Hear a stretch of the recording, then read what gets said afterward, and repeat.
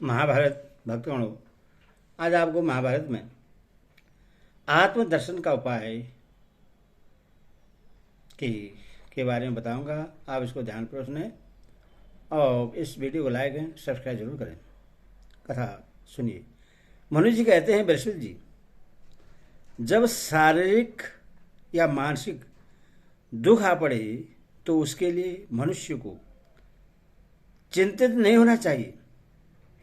दुख का चिंतन न करना ही उसकी औषधि है।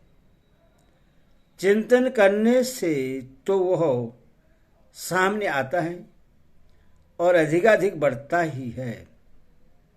अथवा मानसिक दुख को विचार से और शारीरिक व्याधि को औषधियों से दूर करें। यही विज्ञान की सामर्थ्य है। बच्चों के समान शोक नहीं करना चाहिए।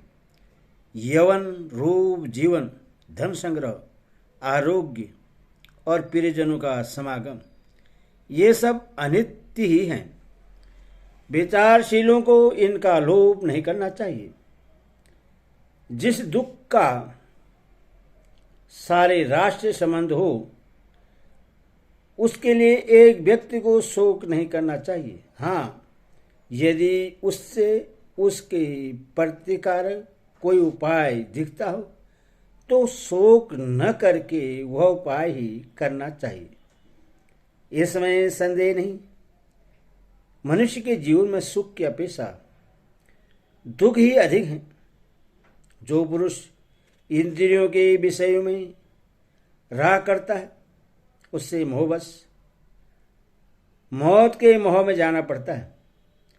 किंतु जो पुरुष सुख दुख दोनों को त्याग देता है वह परम ब्रह्म को प्राप्त कर लेता है।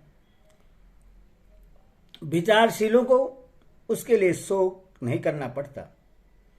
विषय के उपार्जन में दुख है, उनकी रक्षा करने में भी सुख नहीं है, तथा दुख से ही उनकी उपलब्धि होती है। अथवा उनका नाश हो जाए तो चिंता नहीं करनी चाहिए।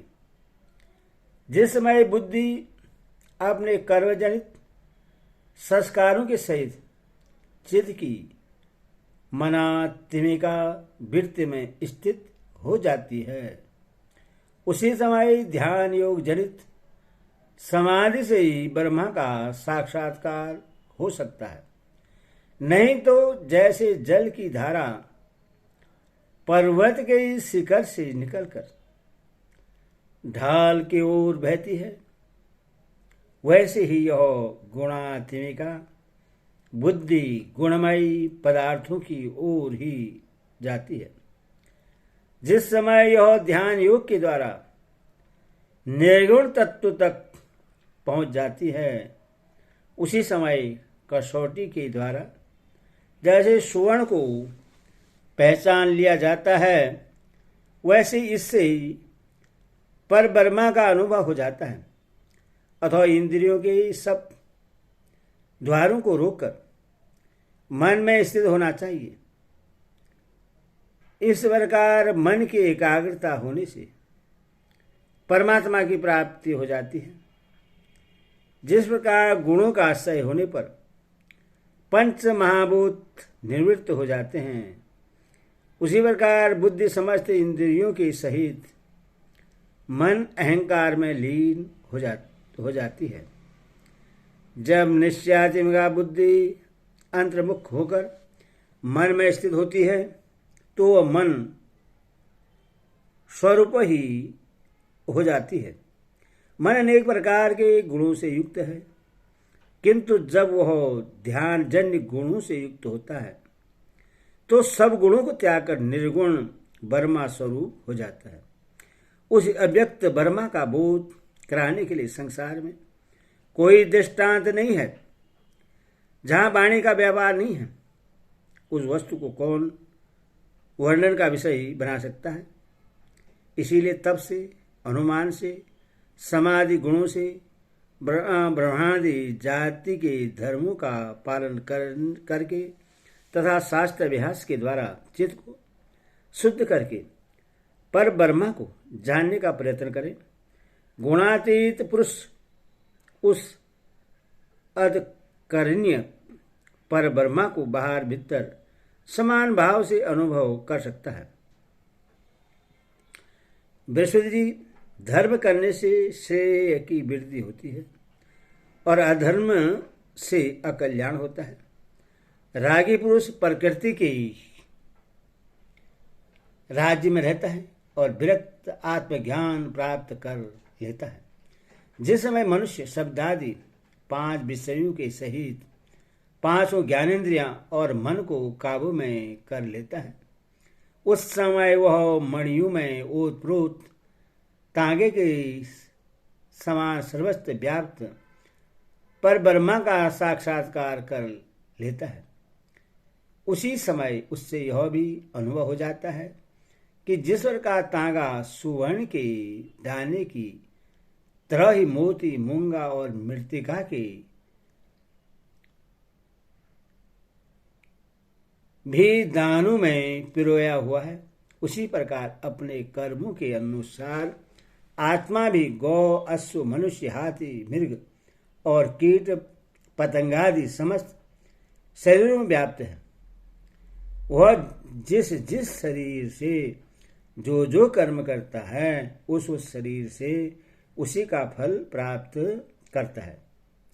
मनुष्य को पहले विषय का ज्ञान होता है, फिर उससे पाने की इच्छा होती है, उसके बाद प्रयत्न और फिर कर्म होता है। जब कर्म करने पर उसका फल मिलता है। इस प्रकार फल को कर्म स्वरूप, कर्म को ज्ञेय स्वरूप, ज्ञेय को ज्ञान स्वरूप और ज्ञान को सद सत्व स्वरूप समझना चाहिए। इस प्रकार ज्ञान, फल, ज्ञेय और कर्म इन सब का क्षय होने पर जो फल प्राप्त होता है, उस परमात्मा को ही तुम ज्ञेय मात्र में व्याप्त वास्तविक ज्ञान समझो। उस परम तत्व को योगी जन ही देखते हैं। विषय में आस्ते अज्ञानी जन अपने आत्मा में स्थित उस पर ब्रह्मा को नहीं देखते। जहां जो कुछ दिखाई देता है उनमें सारी पृथ्वी से बढ़कर जल है, जल से बड़ा तेज है, तेज से बड़ा पवन है, पवन से बड़ा आकाश है, आकाश से बड़ा मन है, मन से बड़ी बुद्धि है, बुद्धि से बड़ा काल है और काल से बड़े भगवान विष्णु हैं। उन्हीं से यह सारा जगत तो हुआ है। उन विष्णु भगवान का कोई आदि, अंत या मध्य नहीं है। आदि, मध्य, अंत से रहित होने के कारण वे अविनाशी भी हैं। वे संपूर्ण दुखों से परे हैं। दुख ही शांत हुआ करता है। अविनाशी विष्णु ही परम ब्रह्मा कहे जाते हैं। वही परम धाम और परम पद भी हैं। उनके पास पहुंचकर जीव काल के अधिकार से निकलकर मोक्ष प्राप्त कर लेता है, परंतु दुर्भाग्य साधनाहीन और कर्मजनित अंतरायों के कारण मनुष्य को उनके पास पहुंचने का मार्ग दिखाई नहीं देता। लोगों की विषय में आसक्ति है। श्रवणादि चिरस्थायी सुखों पर भी उनकी दृष्टि लगी रहती है और वे परमात्मा से भिन्न अनेकों वस्तुओं को पाने के लिए उत्सुक रहते हैं। इसी से उन्हें ब्रह्मा की प्राप्ति नहीं होती। मनुष्य इस संसार में जिन जिन विषयों को देखते हैं उन्हीं को पाना भी चाहते हैं। इस प्रकार वे विषयों के पीछे ही भटकते रहते हैं। निर्विषयी परमात्मा को पाने की उन्हें कभी इच्छा नहीं होती।